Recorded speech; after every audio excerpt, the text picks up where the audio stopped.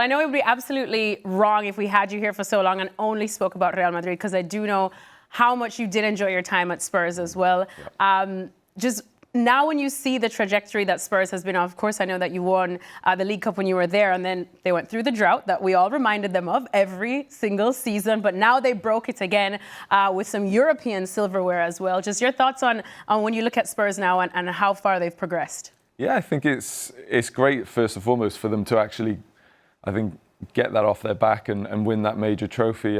They've been so close so many times, being in the Champions League final against Liverpool, not quite getting across the line. So they've always been there or thereabouts, but never have quite got across the line. But now, obviously, they've done that. Hopefully, they can keep reinvesting into the team and keep growing. And I think it's such a big club. I never realised until I first moved there how big it was. And then everybody seemed to be a Tottenham fan. So, yeah, an amazing club. I had an amazing time there. I had an amazing relationship with the fans and have a lot of friends still at the club working behind the scenes and the staff and everything. So, yeah, I was supporting them in Bilbao. I was there watching and very happy to see them lift the trophy. And like I said, hopefully he can win a few more going forward now as well. Who was behind you going from left back to left wing? Because that's happened at Tottenham in the first season, didn't it?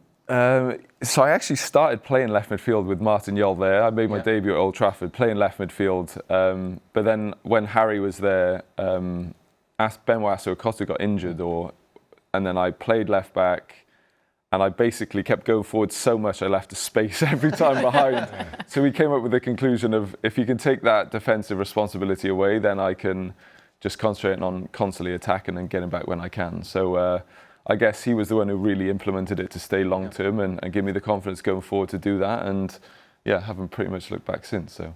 Full disclosure, my son's a Spurs fan. I'm not sure how I feel them as a father, so desperately. Mine's a Spurs fan as well, and a Madrid fan.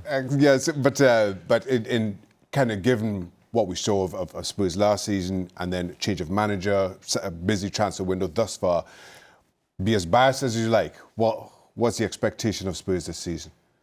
I don't know, because with a new manager comes new signings, new way of playing, so it's a bit of the unknown. Obviously, I think everyone's still happy from last season and probably not really thinking about this season yet, but I think the new manager's obviously got a proven record of how he plays football. I think it's definitely the way that Tottenham like to play.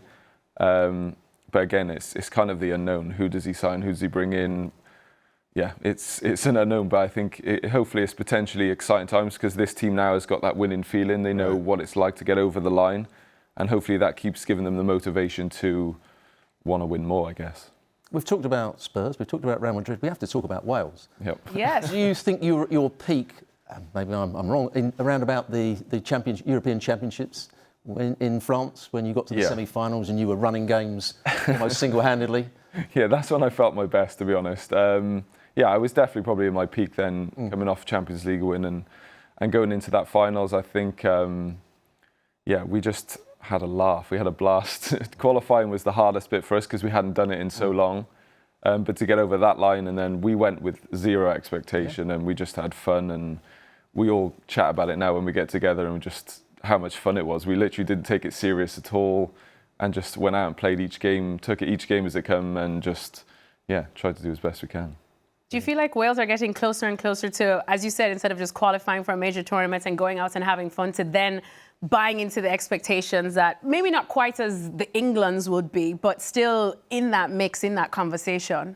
It'll always be difficult for us because of the size of the country. But yeah, I think no one expected then for us to get to a semi-final of a European Championship. But I think now maybe there is a bit of expectation, which we didn't have before. So it's a different kind of pressure. So I think that maybe affected us in the World Cup going into that, where we were expecting ourselves to get out of the group and we didn't quite perform. So again, I think expectation's a great thing. It means we've done things right in the past. We've won games, we've got through group stages, and if we can keep setting that bar high even now, it's just going to help us to aim and hopefully achieve higher as well. Let me ask, in a career that's littered with moments that 99% of us who've played can only dream of, is there a favourite? I don't know if there's a favourite. There's many favourites, but I think lifting my first Champions League trophy, that was probably the most special in terms of club, because it was one that you didn't kind of know what was coming or how to celebrate or what it was going to feel like to lift that trophy after watching it as a kid and seeing other players and teams lift it. But then doing the things we did with Wales was on then a personal level, to do that for your country, to captain them, to take them to a place that we haven't been before, was something that, I'll be able to look back on with fondness, with proudness, and great memories. Well, Gareth, I think we could keep you here for another half an hour, but Robbo gets very vulnerable when we don't make the show a lot about him. We're going to probably have to wrap soon, but I have to ask, what are you up to now, keeping yourself busy? Golf courses? Yeah, there's quite a bit of golf, I must admit. You're a pro yet? No. Handicap's at scratch, but no, I'm nowhere near the pro level. Those guys are by far way better than me. But I enjoy playing and seeing what I can get to. But we're interested in trying to take over Cardiff. We've actually put in a great new offer that we hopefully can get some feedback. We feel like it's a very, very good offer for where the club is at, and it's kind of out of our hands now. We're looking forward to maybe to see what develops with that, and things are exciting, and looking forward to what the future holds. Gareth Bale, there's nothing this man can't do, right? Well, Gareth, thank you so much for hanging out with us. We absolutely enjoyed that little trip down memory lane, as well as talking about Real Madrid, PSG, etc. We wish you all the very best in your endeavours, and we hope you get to hang out with us again soon. Thank you. We'll come join you on the golf course. I've never played.